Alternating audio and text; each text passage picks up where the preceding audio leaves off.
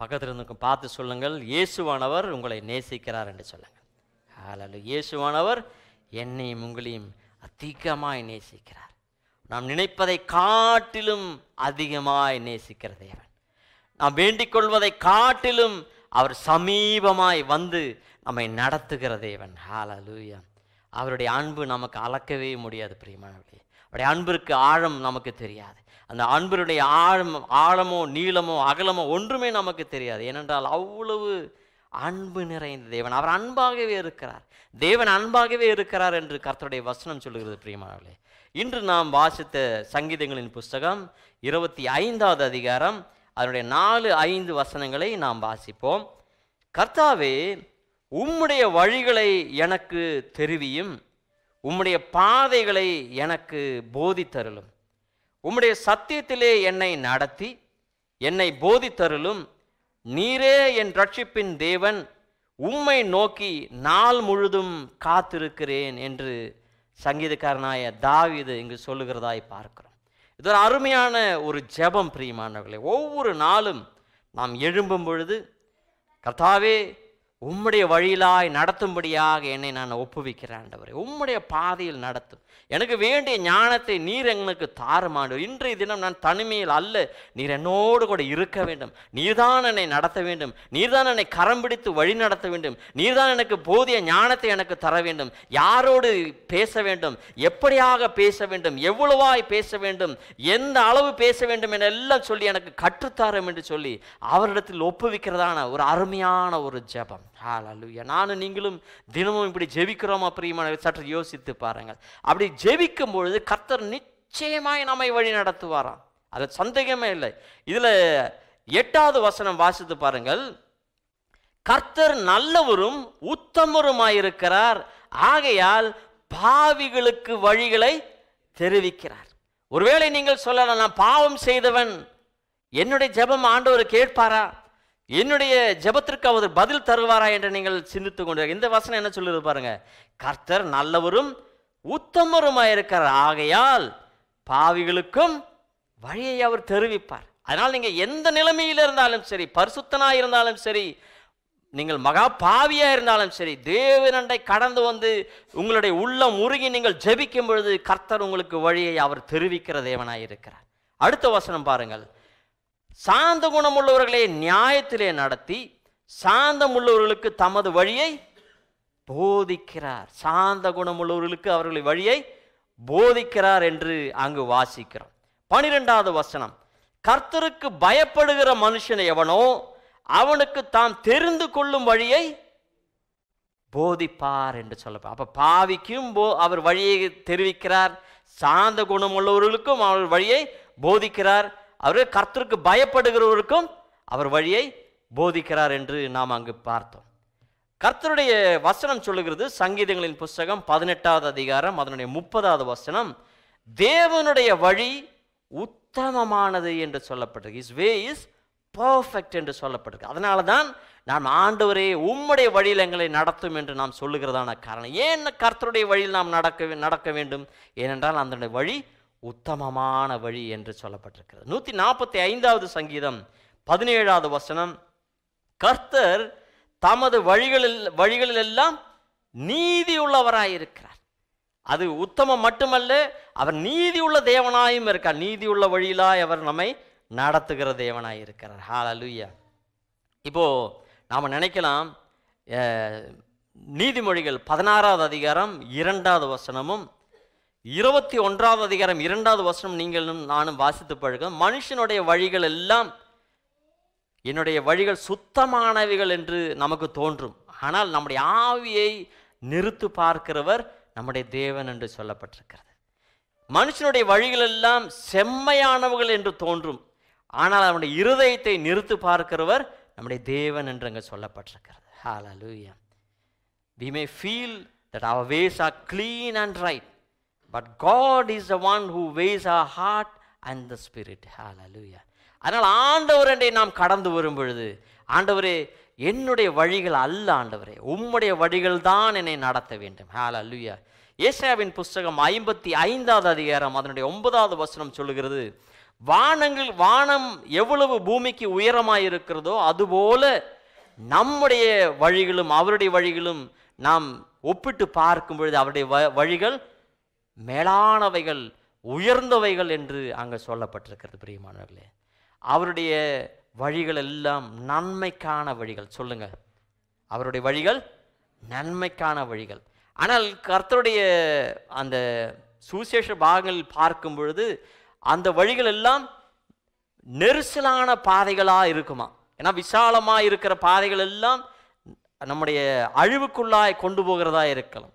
ஆனால் கர்த்தருடைய பாதை என்று சொல்லும்போது சற்று சிரமமாய்தான் இருக்கும், சற்று கட்டுப்பாடோடு தான் இருக்கும், சற்று சிரமமாய்தான் அவர் சொல்லுகிறபடி நடக்கும் பொழுது ஜீவிக்கிறதாய் நமக்கு தோன்றும். ஆனால் அதன் முடிவு அது நன்மையாக இருக்கும். ஹல்லேலூயா. நம்ம குழந்தைங்களை நம்ம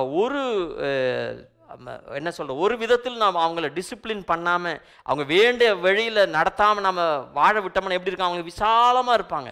விசாலமாக இருந்தால் எப்படி இருக்கும் சொல்லுங்கள் பார்க்கலாம். அதில் முடிவு எப்படி இருக்கும்? அது அழிவில் தான் போய் முடியும். ஆனால் மிகவும் கட்டுப்பாடோடு இந்த மாதிரி தான் நீ வாழ வேண்டும் மகனே, இந்த மாதிரி தான் வாழ வேண்டும் மகளே என்று சொல்லி நாம் சொல்லுகிறபடியாக குழந்தைகள் வாழ்வார்கள் என்று சொன்னால், தேவன் கொடுத்த அந்த வழியிலாய் அவர்கள் வாழ்வார்கள் என்று சொன்னால், அவர்களை வழிகள் அவர்கள் வாழ்க்கையின் முடிவு அது நன்மையாய் முடியும். ஹல்லேலூயா. எத்தனை பேருக்கு இந்த மாதிரி வழியில் கர்த்தருடைய வழியில் நடக்க வேண்டும் என்று ஆசைப்படுகிறீர்கள்? என்னையும் உங்களையும் வழி நடத்துகிற தேவன் கர்த்தராய் இருக்கிறார். ஹல்லேலூயா. நானும் நீங்களும் நினைக்கலாம் நாம் ஏதோ தவறி போய் இந்த உலகத்திற்கு வந்தோமா? இல்லை பிரியமானவர்களே, என்னை குறித்தும் உங்களை குறித்தும் கர்த்தர் நல்ல ஒரு திட்டத்தை வைத்திருக்கிறார். என்னை குறித்தும் உங்களை குறித்தும் கர்த்தர் நிச்சயமாக ஒரு நல்ல ஒரு எண்ணத்தை வைத்திருக்கிறார். ஹல்லேலூயா. யோபின் புஸ்தகம் 23வது அதிகாரம் அதனுடைய 14வது வசனம் இப்படியாக சொல்லுகிறது, எனக்கு குறித்திருக்கிறதை அவர் நிறைவேற்றுவார். எனக்காக உங்களுக்காக ஆண்டவர் என்ன குறித்து வைத்திருக்கிறார் தெரியுமா? நன்மையானதை குறித்து வைத்திருக்கிறார். நெஞ்சோடு கைகளை வைத்து சொல்லுங்கள், ஆமேன் என்று சொல்லுங்கள். கர்த்தர் என்னை குறித்தும் உங்களை குறித்தும் குறித்து வைத்திருக்கிற என்ன தெரியுமா? அது மேன்மையாக இருக்கும். ஆமேன் என்று சொல்லுங்கள். ஹல்லேலூயா. கர்த்தர் என்னை குறித்தும் உங்களை குறித்தும் குறித்து வைத்திருக்கிறது என்ன தெரியுமா பிரியமானவர்களே? அது ஆசீர்வாதமான காரியமாக இருக்கும். ஹல்லேலூயா. அது அனுக்கிரகத்தின் காரியமாக இருக்கும், அது கிருபையின் காரியமாக இருக்கும், அவருடைய நாமத்தின் மகிமைக்காக நம்மை உயர்த்துகிற காரியமாக இருக்கும், நம்மை விசாலத்திலே நடத்துகிற காரியமாக இருக்கும். நாம் தண்ணீரிலையும் தீயும் நாம் கடந்து வந்தாலும் அது நம்மை ஆசீர்வதிக்கப்பட்ட விசாலமான பாதையில் கொண்டு போய் சேர்க்கிற காரியம் என்று சங்கீதக்காரன் சொல்லியிருக்கிறான். பிரியமானவர்களே, ஹல்லேலூயா. என்னையும் உங்களையும் நேசிக்கிறவர், என்னையும் உங்களையும் குறித்து வைத்திருக்கிறவர் யார் நிறைவேற்றுவார்? அவர் நிறைவேற்றுவார். ஹல்லேலூயா. Thank you Lord. 1வது அதிகாரம் லூக்காவின் சுவிசேஷம் அதனுடைய பாகத்தில் பார்க்கும் பொழுது 5வது வசனத்திலிருந்து அப்படியே தொடர்ந்து வாசித்து வந்து கொண்டிருந்தால் நீங்கள் பார்க்க முடியும். அங்கு ஒரு சகரியா என்ற ஒருவர் இருக்கிறார், ஒரு ஊழியக்காரர் இருக்கிறார், ஆசாரியர் இருக்கிறார். அந்த ஆசாரியர் அவருடைய முறைமையின்படி அவர் தேவாலயத்துக்குள் பிரவேசித்து தூபம் காட்டுகிறதுக்கு சீட்டை பெற்றுக்கொண்டு தூபம் காட்டுகிறது படியாக அவர் கடந்து செல்கிறார். 10வது வசனம். அப்பொழுது 11வது வசனம், அப்பொழுது கர்த்தருடைய தூதன் ஒருவன் தூப பீடத்தின் வலது பக்கத்தில் நின்று அவனுக்கு தரிசனமானான். சகரியா அவனை கண்டு கலங்கி பயமடைந்தான். தூதன் அவனை நோக்கி, சகரியாவே பயப்படாதே, உன் வேண்டுதல் கேட்கப்பட்டது, உன் மனைவியாகிய எலிசபெத்து உனக்கு ஒரு குமாரனை பெறுவாள், அவனுக்கு யோவான் என்று பெயரிடுவாயாக என்று சொல்லி உனக்கு சந்தோஷமும் மகிழ்ச்சியும் உண்டாகும். அவன் பிறப்பு நிமித்தம் அநேகர் சந்தோஷப்படுவார்கள். அவன் கர்த்தருக்கு முன்பாக பெரியவனாயிருப்பான், திராட்சரசமும் மதுவும் குடியான், தன் தாயின் வயிற்றில் இருக்கும் போதே பரிசுத்த ஆவியினால் நிரப்பப்பட்டிருப்பான் என்று சொல்லி அவன் தொடர்ந்து சொல்றார். அவன் இஸ்ரவேல் சந்ததியாரில் அநேகரை அவர்கள் தேவனாகிய கர்த்தரிடத்திற்கு திருப்புவான் என்று சொல்லி அநேக காரியங்களை சொல்லிக்கொண்டே வருகிறார். அப்பொழுது 18வது வசனம், சகரியா தேவதூதனை நோக்கி, இதை நான் எதனால் அறிவேன்? நான் கிழவனாய் இருக்கிறேன், என் மனைவியும் வயது சென்றவளாய் இருக்கிறாளே என்றார். அப்போ இங்க பாருங்க, 13வது வசனம் சொல்றது உன் வேண்டுதல் கேட்கப்பட்டது என்று சொல்லப்படுகிறது. அப்போ இவரோட வாழ்க்கையில் நம்பிக்கையற்ற ஒரு நிலைமை. யாருக்கு? சகரியாவுக்கும் மனைவி எலிசபெத்துக்கும் ஒரு சான்ஸ் இல்லை. அவர்கள் வாழ்க்கையில் ஒரு குழந்தையும் பிறக்காது என்று அவர்கள் நினைத்து வாழ்ந்து கொண்டிருக்கிறதான காரியம். ஆனால் அவர்கள் வேண்டுதல் செய்திருக்கிறார்கள், அவர்கள் ஜெபித்திருக்கிறார்கள். அதனால தான் சொல்ற உன் வேண்டுதல் கேட்கப்பட்டது என்று சொல்லப்பட்டிருக்கிறது. பிரியமானவர்களே, சற்று யோசித்து பாருங்கள். நீங்கள் ஏதோ ஒரு காரியத்திற்காக கடந்த நாளோ, கடந்த வாரமோ, கடந்த மாதமோ, கடந்த வருடங்களோ, ஒரு சில வருடங்களுக்கு முன்பதாகவே நீங்கள் ஜெபித்து நீங்கள் மறந்திருக்கலாம். ஆனால் ஏற்ற வேளையில் நம்மை வழி நடத்துகிற தேவன் உங்களை சந்தித்து சொல்லுகிறார், உங்களுக்கு அந்த வேண்டுதல் கேட்கப்பட்டது என்று கர்த்தர் சொல்லுகிறார். ஹல்லேலூயா. என்னையும் உங்களையும் வழி நடத்துகிற தேவன் அவர் நம்மை தேடி வருகிற தேவனாயிருக்கிறார். நாம் அவரை தேடி போகல, நம்ம பாட்டில் பாடின மாதிரி நாம் அவரை தேடி போகல, அவர் நம்மை தேடி வந்திருக்கிறார். அவர் நம்மை தேர்ந்தெடுத்திருக்கிறார். எதற்காக? அவர் குறித்திருக்கிறதை நிறைவேற்றும்படியாக. அவர் என்ன குறித்திருக்கிறார்? நன்மையை குறித்திருக்கிறார், ஆசீர்வாதத்தை குறித்திருக்கிறார், அனுகிரகத்தை குறித்திருக்கிறார், மேன்மையை குறித்திருக்கிறார். ஹல்லேலூயா. இப்படியாக இருக்கும் பொழுது இவர் சந்தேகப்படுகிற விதமாக, நான் கிழவனாய் இருக்கிறேன், என்னுடைய மனைவியும் வயதை சென்றவளாக இருக்கு, இது எப்படி நடக்கும் என்று சொன்ன பொழுது அந்த தூதன் சொல்லுகிறார், இது நடந்து முடிகிற வரைக்கும் நீ பேசாமல் இருப்பாய், அப்படின்றால் நீ ஊமையாய் இருப்பாய் என்று சொல்லுகிறார். நான் தொடர்ந்து உங்களுக்கு தெரியும், அவர்களுக்கு கீழே அவங்க எல்லாம் முடிந்து வெளியே வருகிறது, அவர் பேச முடியல. ஆனால் அவர்கள் சொன்னது பிரகாரமாகவே அந்த அருமையான எலிசபெத் அவர்கள் கர்ப்பவதியாய் அவர்கள் குழந்தையை அவர்கள் வயிற்றில் வளர்ந்து கொண்டிருக்க 5 மாதம் அவர்கள் அந்தபடியாக குழந்தை யாருக்கும் சொல்லாமல் குழந்தை வயிற்றில் வளர்ந்து கொண்டிருக்கிறது. 26வது வசனம், 6ஆம் மாதத்திலே காபிரியேல் என்னும் தூதன் கலிலேயாவில் நாசரத் என்னும் ஊரில் தாவீதின் வம்சத்தானாகிய யோசேப்பு என்கிற நாமமுள்ள புருஷனுக்கு நியமிக்கப்பட்டிருந்த ஒரு கன்னிகையின் இடத்திற்கு தேவனாலே அனுப்பப்பட்டான். அந்த கன்னிகையின் பேர் மரியாள். இந்த சீசன் உங்களுக்கு தெரியும் எல்லாருக்கும் இல்லைங்களா? அவள் இருந்த வீட்டில் தேவதூதன் பிரவேசித்து, கிருபை பெற்றவளே வாழ்க, கர்த்தர் உன்னுடனே கூட இருக்கிறார், ஸ்ரீகளுக்குள்ளே நீ ஆசீர்வதிக்கப்பட்டவள் என்றான். அவளோ அவனை கண்டு அவன் வார்த்தையினால் கலங்கி, இந்த வாழ்த்துதல் எப்படிப்பட்டதோ என்று சிந்தித்து கொண்டு அவள் கலங்கினாள்.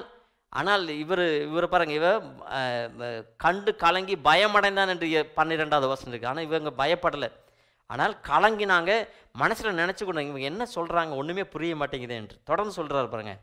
அவளோ அவனை கண்டு அவன் 30வது வசனம், தேவதூதன் அவளை நோக்கி, மரியாளே பயப்படாதே, நீ தேவனிடத்தில் கிருபை பெற்றாய், இதோ நீ கர்ப்பவதியாகி ஒரு குமாரனை பெறுவாய், அவருக்கு இயேசு என்று பெயரிடுவாயாக, அவர் பெரியவராயிருப்பார். எல்லாரும் சொல்லுங்க, இயேசு பெரியவராயிருப்பார். இயேசு உன்னதமானவருடைய குமாரன் என்னப்படுவார். கர்த்தராகிய தேவன் அவருடைய பிதாவாகிய தாவீதின் சிங்காசனத்தை அவருக்கு கொடுப்பார். அவர் யாக்கோபின் குடும்பத்தாரை என்றென்றைக்கும் அரசாளுவார், அவருடைய ராஜ்யத்திற்கு முடிவிராது என்றான். பெரிய ஒரு சம்பவம். ஒரு இந்த இப்படியான ஒரு என்ன சொல்றது, உலகத்தையே வித்தியாசமாக்குகிற ஒரு நபர் கடந்து வரப்போகிறார் என்று சொல்லி ஒரு எளிமையான ஒரு தாழ்மையான ஒரு கன்னிகையின் இடத்துல வந்து அந்த தூதன் சொல்லுகிறதா பார்க்கலாம். இந்த தூதனுடைய வயசு என்னன்னு கேட்டாக்க எனக்கு தெரியாது. ஆனால் ஒரு காரியம் எனக்கு தெரியும், இதே தூதன் தான் தானியேல் புஸ்தகத்திலையும் அவரிடத்தில் வந்து அநேக காரியங்களை, தரிசனங்களை குறித்து சொல்லுகிறதான காரியம், ஆலோசனை சொல்லுகிறதான காரியங்களை பார்க்கலாம். அது 700 ஆண்டுகளுக்கு முன்பதாக. அப்படின்னு என்ன அர்த்தம்? 700 ஆண்டுகளுக்கு முன்பதாக தானியேலுக்கு என்ன சொல்றது, கர்த்தருடைய வார்த்தையை கொண்டு வந்த அதே தூதன் இப்பொழுது இந்த மரியாளுக்கும் வார்த்தையை கொண்டு வந்திருக்கிறார். எனக்கும் உங்களுக்கும் வார்த்தையை கொண்டு வருவார். சொல்றது புரியுதா? கர்த்தர் என் மேலும் உங்கள் மேலும் சித்தம் கொண்டிருப்பதை நிறைவேற்ற, என் மேலும் உங்கள் மேலும் திட்டமும் எண்ணமும் கொண்டிருக்கிற அவருடைய குறித்திருக்கிறதை நிறைவேற்ற அவர் நிச்சயமாக நமக்கு உதவி செய்யும்படியாக, நமக்கு வேண்டிய எல்லா விதமான சகாயம் செய்யும்படியாக அவர் தூதர்களை அனுப்புகிற தேவனாயிருக்கிறார். ஹல்லேலூயா. கரங்களை உயர்த்த வேண்டுமாய் நன்றி செலுத்துங்களே பிரியமானவர்களே. அநேக வேளைகளில் நீங்கள் வேலை செய்கிற இடத்தில், சில ஆபத்தான நேரத்தில், ஆபத்தான சூழ்நிலையில் எல்லாம் நானும் நீங்களும் பாதுகாக்கப்பட்டது எப்படி பிரியமானவர்களே? தேவனுடைய தூதர்கள் வந்து உங்களை பாதுகாத்தார். தேவனுடைய தூதர்களை நீங்கள் ஆராதிக்கக்கூடாது, நீங்கள் ஒன்றும் செய்யக்கூடாது, அவர்களை கும்பிடக்கூடாது, ஒன்றும் செய்யக்கூடாது. தேவனுக்கு நன்றி செலுத்த வேண்டும். தேவன் எனக்காகவும் உங்களுக்காகவும் ஒரு சேனை தூதர்களை ஆயத்தம் பண்ணி வைத்திருக்கிறார் பிரியமானவர்களே. அதனால் நான் தனிமையில் இருக்கிறேன், எனக்கு யாருமே உதவி செய்வதற்கு யாரும் இல்லை, எனக்கு சகாயம் செய்வதற்கு யாரும் இல்லை, என்னை வழிநடத்துவதற்கு யாரும் இல்லை என்று சொல்லி நாம் ஒரு நாளும் புலம்பவே கூடாது. என்னை வழிநடத்தும்படியாக ஒரு தூதனை கர்த்தர் எனக்காய் ஆயத்தம் பண்ணி இருக்கிறார். என்னை பத்திரமாய் நடத்தும்படியாக ஒரு தூதன் என்னோடு கூட இருக்கிறார். என்னை பத்திரமாய் கர்த்தருடைய ஆலோசனை தந்து அவருடைய ஞானத்தோடு ஆலோசனையோடு கூட வழி நடத்த ஒரு தூதன் எனக்காயும் இருக்கிறார். ஹல்லேலூயா. அதை நாம் தினம் தினம் கர்த்தருக்கு நாம் நன்றி செலுத்தி அதற்காக அவரை ஸ்தோத்திரிக்க வேண்டும், துதிக்க வேண்டும் பிரியமானவர்களே. அப்பொழுது அந்த மரியாள் என்ன சொல்லுகிறார் பாருங்கள், 34வது வசனம். அதற்கு மரியாள் தேவதூதனை நோக்கி, இது எப்படி ஆகும், புருஷனை அறியேனே என்றாள். அப்ப முதலாவது நம்புவதற்கு ஒரு சான்ஸ் இல்லை, நம்புவதற்கு ஒரு நம்பிக்கையற்ற ஒரு நிலைமையில் இருந்த சகரியாவுக்கும் எலிசபெத்துக்கும் ஒரு அற்புதத்தை செய்த தேவன் இங்கு நம்ப முடியாத ஒரு நிலைமை. புருஷனை அறியல, கல்யாணத்துக்கு நிச்சயம் தான் பண்ணியிருக்கிறாங்க, ஆனால் பெரிதான மேன்மையான ஒரு திட்டத்தை இந்த ஸ்திரீனிடத்தில் வந்து இந்த தூதன் சொன்ன பொழுது இது எப்படி ஆகும். நானும் நீங்கள் சில வேளை நினைத்து கொண்டிருக்கலாம், ஆண்டவரே என்னை குறித்து அநேக காரியங்களை நீ நிறைவேற்று என்று சொல்லியிருக்கிறீர், என்னை குறித்து பெரிய திட்டம், என்னை குறித்து பெரிய பிளான் பர்பஸ் எல்லாம் இருக்குதுன்னு சொல்லியிருக்கீங்க, என்னை குறித்து நல்ல நினைவுகள் இருக்கிறது, நிரூபணங்கள் இருக்கிறது என்று சொல்லியிருக்கிறீர், இது எப்படி ஆகும் ஆண்டவரே என்று நீங்கள் நினைத்து கொண்டிருக்கிறீர்களா? எனக்கு அதுக்கு போதுமான ஞானம் இருக்கிறதா இல்லையே, எனக்கு போதுமான அதற்கு திராணி இருக்கிறதா இல்லையே, எனக்கு போதுமான ஞானம் இருக்கிறதா இல்லையே, எனக்கு உதவி செய்யும்படியான ஆட்கள் இருக்கிறார்களா இல்லையே, என்னை ஒடுக்க வேண்டும், என்னை தகர்க்க வேண்டும், என்னை கொல்ல வேண்டும், என்னை முற்றிலுமாய் அழிக்க வேண்டும் என்று ஒருத்தன் சுற்றி திரிந்து கொண்டிருக்கிறான். யாரை விழுங்கலாமோ என்று சுற்றி திருக்கிற ஒரு கர்ஜிக்கிற சிங்கத்தை போல ஒருவன் சுற்றி திரிந்து கொண்டிருக்கிறான், பிசாசானவன். ஆனால் இயேசுவானவர் சொல்லுகிறார், ஆனால் நான் வந்ததோ உங்களுக்கு ஜீவனையும் அது பரிபூர்ணப்பட வந்தேன் என்று அவர் சொல்லியிருக்கிறார். ஆனால் அந்த இயேசுவானவர் வருவதற்கு முன்பதாக இந்த தூதன் என்ன சொன்னான் பாருங்களேன். அடுத்த வசனம், தேவதூதன் 35வது வசனம், அவளுக்கு பிரதியுத்தரமாக, பரிசுத்த ஆவி உன்மேல் வரும், உன்னதமானவருடைய பலம் உன்மேல் நிழலிடும், ஆதலால் உன்னிடத்தில் பிறக்கும் பரிசுத்தம் உள்ளது தேவனுடைய குமாரன் என்னப்படும் என்று அங்கே சொல்லப்பட்டிருக்கு. அப்படி என்றால் பிரியமானவர்களே, எனக்கும் உங்களுக்கும் வாழ்க்கையில் சந்தேகம், கேள்விக்குறிகள் நம்முடைய வாழ்க்கையில் இருப்பது ஒன்றும் போதாது, இதை வைத்துக்கொண்டு கர்த்தர் சொல்லுகிற விடமுறையாக நடக்காது என்று நாம் நினைத்து கொண்டிருக்கலாம். ஆனால் கர்த்தர் என்ன சொல்லுகிறார், 37வது வசனம், தேவனாலே கூடாத காரியம் ஒன்றுமில்லை என்று சொல்லப்பட்டிருக்கிறது. அதை அண்டர்லைன் பண்ணி வச்சுங்க பிரியமான, தேவனால் கூடாத காரியம் ஒன்றுமில்லை. நீங்கள் புழுதியிலும் குப்பையிலும் உட்கார்ந்து கொண்டிருக்கலாம். 117வது சங்கீதம் 7வது வசனம், ஆனால் ஆண்டவர் சொல்கிறார், உங்களை கரம் பிடித்து உயர்த்தி பிரபுக்களின் மத்தியில் உட்கார வைக்க அவர் வல்லவராயிருக்கிறார். நீங்க நினைத்து பார்க்க முடியுமா? ஆனால் அவரால் கூடும். எல்லாரும் சொல்லுங்க, என்னுடைய தேவனால் கூடும்.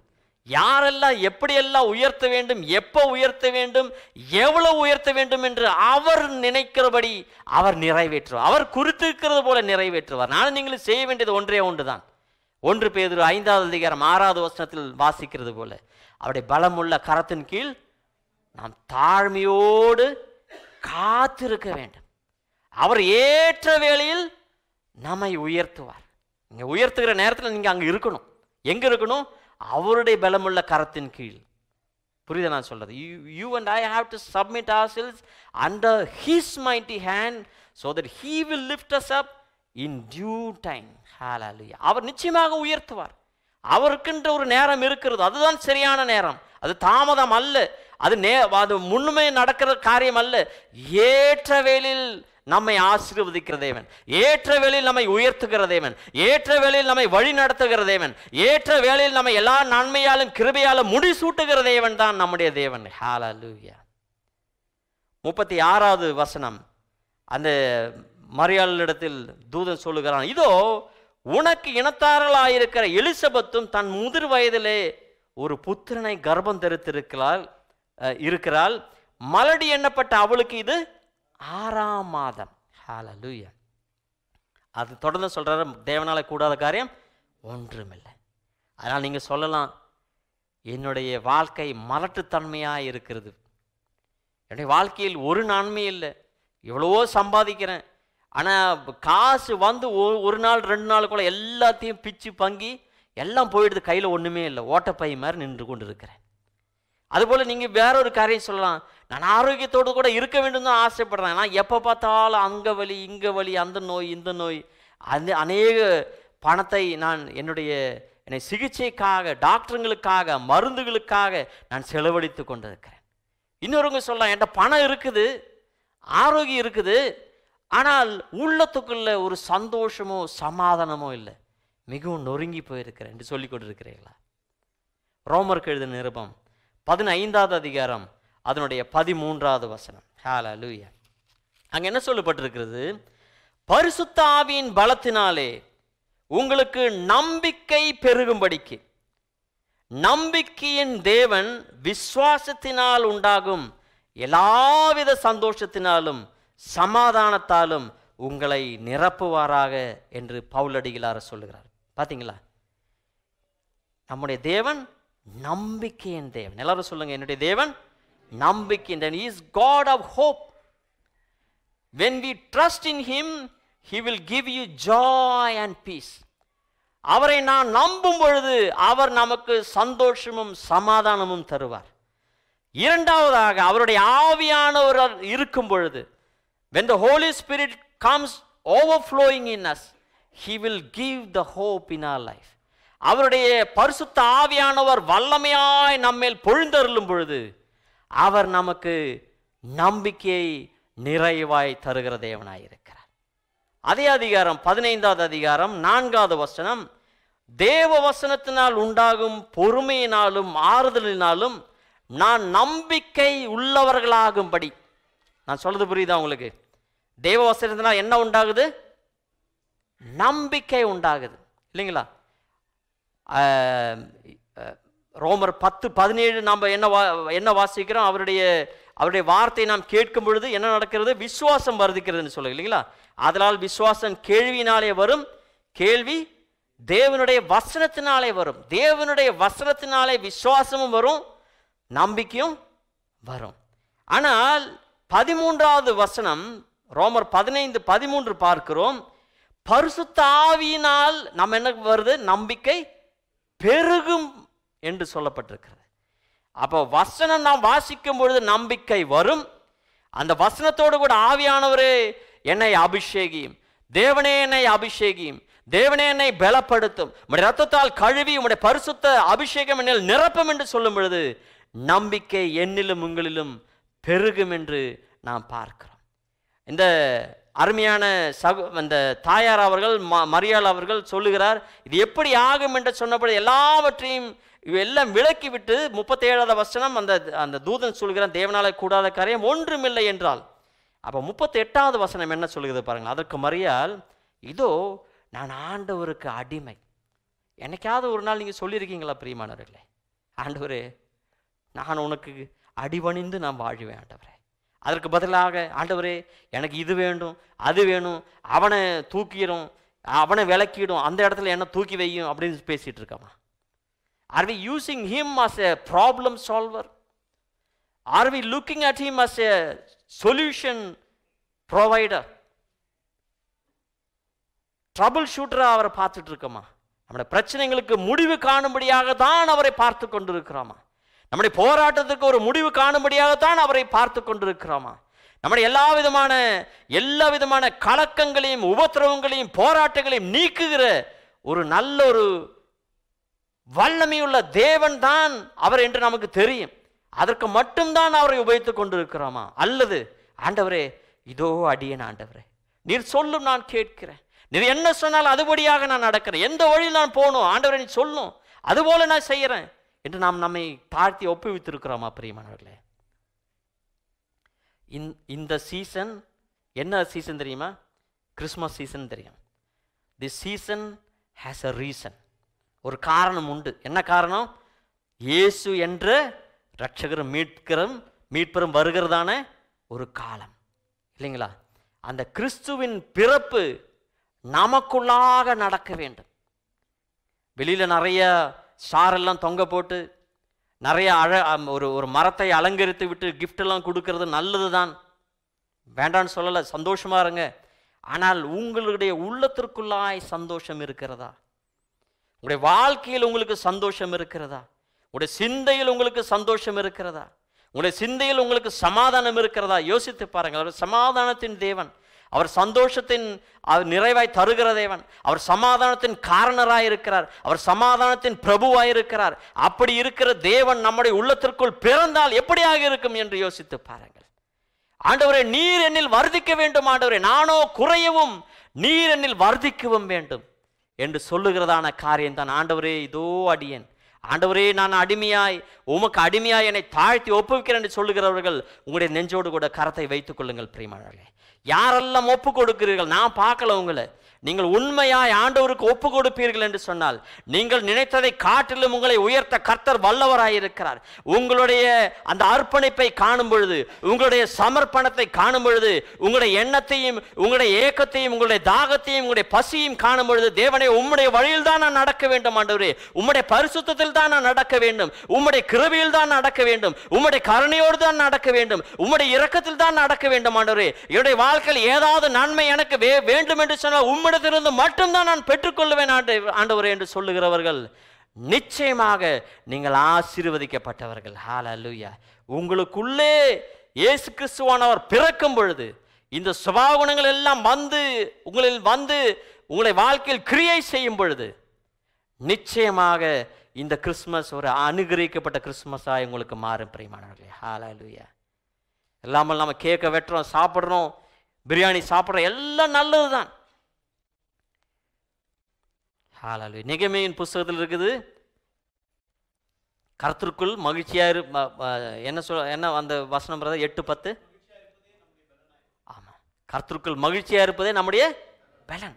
அந்த வசனம் சொல்லுது, எல்லாரும் சந்தோஷமா இருக்கிறபடினால கொழுத்த பதார்த்தங்கள் எல்லாருக்கும் பங்கிட்டு கொடுங்கள் என்று சொல்லப்பட்டிருக்கிறது. நானும் நீங்களும் செய்யறதெல்லாம் நல்லதுதான் பிரியமானவர்களே. ஆனால் உண்மையாக உங்களை சோதித்து பாருங்கள். உங்களுடைய உள்ளம் வெறுமையா இருக்கிறதா, வெற்றிடமா இருக்கிறதா, ஒரு பாலைவனம் போல, ஒரு வனாந்திரம் போல இருக்கிறதா பிரியமானவர்களே? அந்த வனாந்திரத்தை, பாலைவனத்தை சோலைவனமாக்க மாற்ற வல்லவர் ஒருவர் இருக்கிறார்.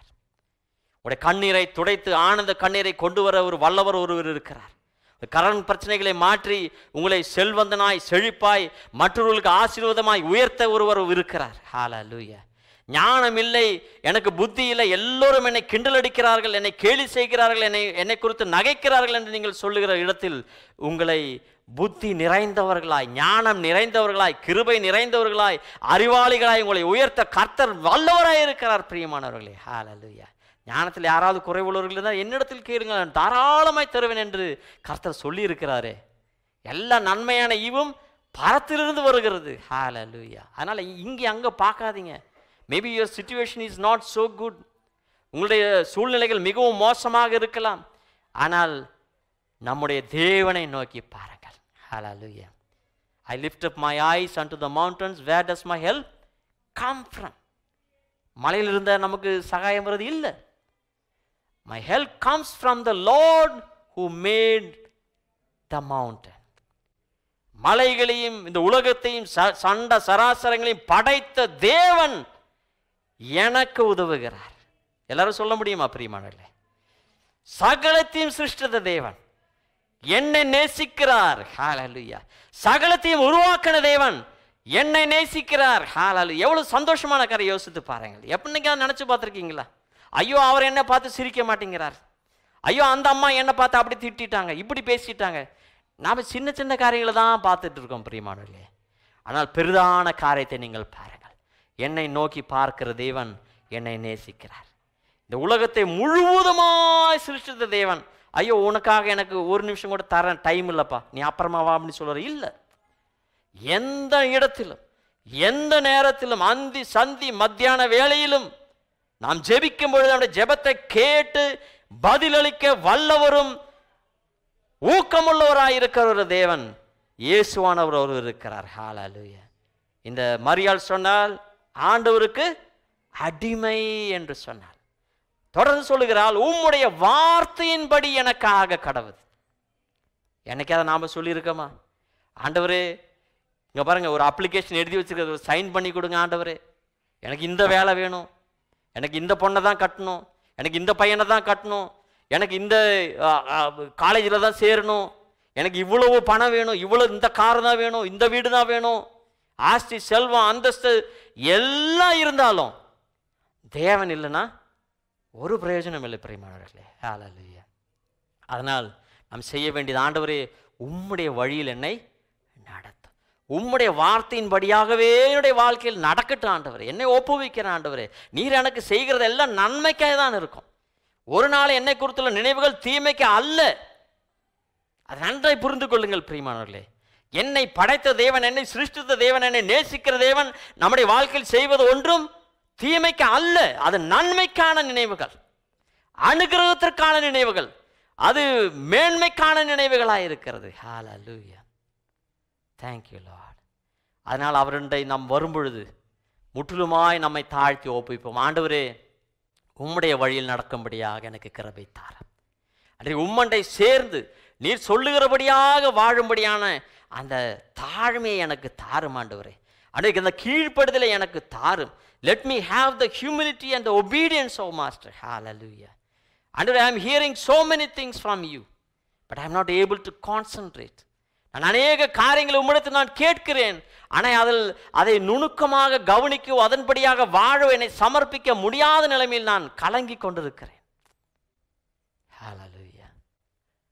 பிரியமானவர்களே, இந்த மாதம் இது நாள் வரை உங்களுடைய வாழ்க்கையில் ஒருவேளை வாக்கு தத்தங்களை பெற்றிருக்கிறீர்கள், ஆனால் நிறைவேறவில்லை என்று கலங்கி கொண்டிருக்க, ஆனால் இந்த வாரம், இந்த மாதம் நிச்சயமாக அதை அவர் நிறைவேற்றுவார். ஹல்லேலூயா. எப்பொழுது தெரியுமா? ஆண்டவரே என்னை முற்றிலுமாய் தாழ்த்தி உம்முடைய கரங்களாய் ஒப்புவிக்கிறேன் ஆண்டவரே. இந்த மரியாள் சொன்னது போல, ஆண்டவரே நான் உமது அடிமையாக இருக்கிறேன், உம்முடைய வார்த்தையின்படியே ஆக கடவுது என்று அவள் சொன்னாள். சொல்லிவிட்டு என்றால் அப்பொழுது தேவதூதன் அவளிடத்தது போய்விட்டார். அதை தொடர்ந்து நீங்கள் வாசித்து பாருங்கள், மிகவும் அருமையான காரியம். இந்த தேவதூதன் சொன்னது போலவே என்ன சொல்லியிருக்கா இங்கே பாருங்களேன். 15வது வசனம், தன் தாயின் வயிற்றில் இருக்கும்போதே பரிசுத்த ஆவியினால் நிரப்பப்பட்டிருப்பான் என்று ஒரு வாக்குத்தத்த சகரியாவுக்கு அந்த தேவதூதன் சொல்லுகிறார். இங்கே மரியாள் என்ன பண்ணுறாங்க? மரியாளுடைய ஒரு என்ன சொல்கிறது, உறவினர் தான் இந்த எலிசபெத். அவங்க வீட்டுக்கு போகிறாங்க. அப்போது சகரியாவின் வீட்டுக்குள் பிரவேசித்து எலிசபெத்தை மரியாள் வாழ்த்தினால். 41வது வசனம், எலிசபெத்து மரியாளுடைய வாழ்த்துதலை கேட்ட பொழுது அவளுடைய வயிற்றில் இருந்த பிள்ளை துள்ளிற்று, எலிசபெத்து பரிசுத்த ஆவியினால் நிரப்பப்பட்டு என்று சொல்லப்பட்டிருக்கு. பாருங்க, அப்போ ஒவ்வொரு நாளும் ஒவ்வொரு க்ஷணமும் நம்ம ஒரு காரியத்தை நாம் சிந்திக்க வேண்டும். நமக்கு வாக்குத்தத்தம் பண்ணினவர் உண்மையுள்ளவராயிருக்கிறார், என்னை அழைத்தவர் உண்மையுள்ளவராயிருக்கிறார். அப்படின்னு என்ன அர்த்தம்? அவர் சொன்னது தான், அவர் சொன்னதை செய்து முடிக்கிற வரைக்கும் நம்மோடு கூட அவர் இருப்பார். ஏன் ஒருவேளை நம்முடைய வாழ்க்கையில் வாக்குத்தத்தம் நிறைவேற தாமதமாகிறது என்று நாம் பார்க்கும் பொழுது அதனுடைய காரணம் நாம தான் இருக்கும், நானாக தான் இருப்பேன். என்னுடைய வாழ்க்கையில் ஏதாவது வாக்குத்தத்தம் அவர் தந்திருக்கிறார், அது நிறைவேற தாமதம்னா அதற்கு காரணம் நான் தான். I am not prepared enough to receive that blessing. I am not ready enough to receive that blessing. I am not serious enough to receive that blessing. அவர் சொல்லிட்டாருப்பா நிச்சயமாக வரும் அப்படின்னு நான் ஏனோ தானோ என்று நான் உட்கார்ந்து கொண்டதால் நிச்சயமாக அது எனக்கு கிடைக்க தாமதமாகும். But he will do it. நான் சொல்கிறது புரியுதுங்களா? அதனால் இன்றிலிருந்து உங்களுக்கு கிடைத்த வாக்குத்தத்தங்களை வைத்து ஜெபிப்பது நல்லது, கிளைம் பண்ணி ஜெபிப்பது நல்லது. அதோடு கூட ஆண்டவரிடத்தில் சொல்லுங்கள், ஆண்டவரே என்னை உம்முடைய வழியிலாய் நடத்தும் ஆண்டவர், நான் உமது அடியனாய் இருக்கிறேன், உமது அடிமையாய் இருக்கிறேன், எனக்கு இஷ்டமான பிரகாரம் அல்ல, உமக்கு சித்தமான பிரகாரம், உமக்கு தாற்பரியமான விதத்தில், அன்றே உமக்கு இஷ்டமான விதத்தில் நான் ஜீவிக்க என்னை ஒப்புவிக்கிறேன் ஆண்டவரே. உம்முடைய வழிகளை காண்பி ஆண்டவரே, இந்த வழியில் நடக்க வேண்டும் சொல்ல நான் இந்த வழியில் நிச்சயமாக நடப்பேன் ஆண்டவரே என்று நீங்கள் சொல்லி பாருங்கள். நீங்கள் ஜீவித்து பாருங்கள், உங்களுடைய வாழ்க்கையை மாற்றி அமைத்து பாருங்கள். இந்த மாதம் முடிவதற்கு முன்பதாகவே உங்களுடைய வாழ்க்கையில் அந்த வாக்குத்தத்தங்கள் நிறைவேறும் பிரியமானவர்களே. எல்லோரும் எழுந்து நிற்போம். ஹல்லேலூயா. Thank you lord. இன்றைய இந்த காரியம் ஆண்டவரிடத்தில் ஒப்பு கொடுப்போம். நாமே ஒப்பு கொடுப்போம். பிரியமானவர்களே, ஆண்டவர் நம்முடைய வார்த்தைகளை மட்டும் கேட்கிற தேவன் அல்ல, நம்முடைய முகத்தை மட்டும் பார்க்கிற தேவன் அல்ல, நம்முடைய உள்ளத்தின் எண்ணங்களையும் சிந்தைகளையும் அறிகிற தேவனாய் இருக்கிறார். அதனால் நீங்கள் உண்மையாய் நீங்கள் ஒப்பு கொடுப்பீர்கள் என்று சொன்னார். கர்த்தரை நோக்கி கூப்பிடுகிற யாவருக்கும், அவரை உண்மையாய் நோக்கி கூப்பிடுகிற யாவருக்கும் அவர் சமீபமாய் இருக்கிறார் என்று கர்த்தருடைய வசனம் சொல்லுகிறது. அவர் ஒரு நாள் நம்மை கைவிடுகிற தேவன் அல்ல. ஹல்லேலூயா. எல்லோரும் கர்த்தரை நோக்கி பார்ப்போம். என் நம்பிக்கையே உமக்கு ஸ்தோத்திரம், எந்த புகலிடமே உமக்கு ஸ்தோத்திரம், எந்த நம்பிக்கையே.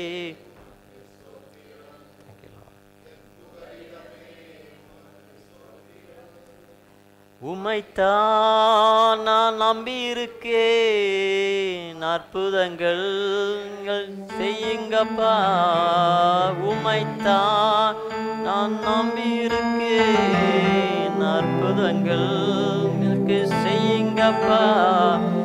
நம்பிக்கையே உமக்கு ஸ்தோத்திரம், புகலிடமே உமக்கு ஸ்தோத்திரம். நீங்கள் உணர்ந்து பாடுங்கள் பிரியமானவர்களே. உங்களுடைய வாழ்க்கையில் இருக்கிற பணத்தின் மேலேயோ, சம்பாதியத்தின் மேலேயோ, வேலையின் மேலேயோ, ஞானத்தின் மேலேயோ, சாமர்த்தியத்தின் மேலே எல்லாவற்றையும் அந்த நம்பிக்கையை எல்லாம் மாற்றி வைத்து விட்டு, தேவனே நீர் என்னுடைய நம்பிக்கையாய் இருக்கிறீர். எபிரேயர் 12வது அதிகாரம் 1வது வசனம் சொல்கிறபடியாக அவர் விசுவாசத்தை துவக்குகிறவரும் அதை முடிக்கிறவரும் என்று அங்கே சொல்லப்படுது. He is the one who starts your faith and perfects your faith. Hallelujah. அவர்தான் என்னுடைய நம்பிக்கை. என் நம்பிக்கையே உமக்கு ஸ்தோத்திரம், புகலிடமே உமக்கு ஸ்தோத்திரம், என் நம்பிக்கையே உமக்கு ஸ்தோத்திரம், என் புகலிடமே உமக்கு ஸ்தோத்திரம். உம்மைத்தான் நம்பியிருக்கேன், அற்புதங்கள் எனக்கு செய்யுங்கப்பா. உம்மைத்தான் நம்பியிருக்கேன், அற்புதங்கள் செய்யுங்கப்பா. என் நம்பிக்கையே உமக்கு ஸ்தோத்திரம். Thank you Lord. புகலிடமே உமக்கு ஸ்தோத்திரம். கண்களை மூடிய வண்ணமாக 2 கரங்களையும் பரத்திற்கு நேராக உயர்த்தி, ஆண்டவரே நீர்தான் என்னுடைய நம்பிக்கை. ஆண்டவரே உண்மையே நாங்கள் நம்பி இருக்கிறோம். நீர்தான் எங்களுடைய புகலிடம், நீர்தான் எங்களுடைய துருகம், நீர்தான் எங்களுடைய சகலமுமாய் இருக்கிற ஆண்டவரே. இதனால் வரை நடத்தின விதங்களுக்காய் ஸ்தோத்திரம். நாங்கள் எங்களுடைய வாழ்க்கையில் ஏதெல்லாம் தடையில் பட்டிருக்கிறதோ ஆண்டவரே, ஏதெல்லாம் தடங்களில் பட்டிருக்கிறதோ ஆண்டவரே, இதை எல்லாவற்றையும் மாற்றி போட நீர் ஒருவர் போதும் என்று நாங்கள் விசுவாசிக்கிறோம். ஆண்டவரே நீர் ஒருவர் போதுமானவர் என்று நாங்கள் விசுவாசிக்கிறோம்.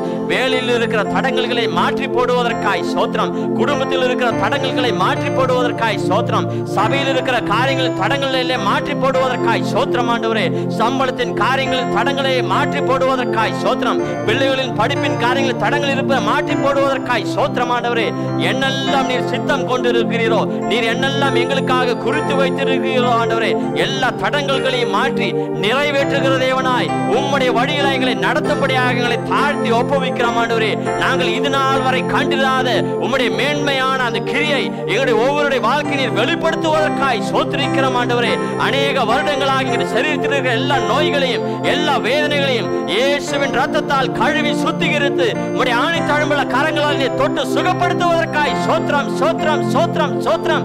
எல்லா வழிகளையும் இப்பொழுதே போய்கொண்டிருக்கிறது. பிரியமானவர்களே நீங்கள் கர்த்தரிடத்திலிருந்து பெற்றுக்கொள்ளுங்கள், கர்த்தரிடத்தில் பெற்றுக்கொள்ளுங்கள். இந்த கரங்களை உயர்த்த வண்ணமாய் இயேசுவே என்னை தொடும் என்று சொல்லுங்கள். இயேசு தொட்டவர்கள் எல்லோரும் சுகமாயிருக்கிறார்கள். இயேசுவை தொட்டவர்களும் சுகமாயிருக்கிறார்கள். பிரியமானவர்களே உங்களுடைய தலைவலியை மாற்ற அவர் வல்லவராயிருக்கிறார். எல்லா கேன்சரையும் மாற்ற அவர் வல்லவராயிருக்கிறார். எல்லாவற்றுக்கும் மேலான நாமம் இயேசுவின் நாமமாயிருக்கிறது. அவர் நம் மத்தியில் உலாவிக் கொண்டிருக்கிறார். பரிசுத்த ஆவியானவர் எங்கு உண்டோ அங்கு விடுதலை உண்டு. பிரியமானவர்களே ஹல்லேலூயா. சத்ருவானவன் ஒருவேளை உங்களை கட்டி வைத்திருக்கலாம். அந்த கட்டை இயேசுவின் நாமத்தினால் இப்பொழுது இப்பொழுது இப்பொழுது நீர் அவிழ்த்து போடுவதற்காக நாங்கள் நன்றி செலுத்துகிறோம். ஆண்டவரே நீர் எங்களை விடுதலையோடு கூட உம்மை துதிக்க, விடுதலையோடு கூட உம்மை ஆராதிக்க, சுதந்திரத்தோடு உம்மை துதிக்க, சுதந்திரத்தோடு உம்மை ஆராதிக்க கிருபை தருவதற்காக கிருபைக்காய் நாங்கள் நன்றியோடு உம்மை ஸ்தோத்திரிக்கிறோம் ஆண்டவரே.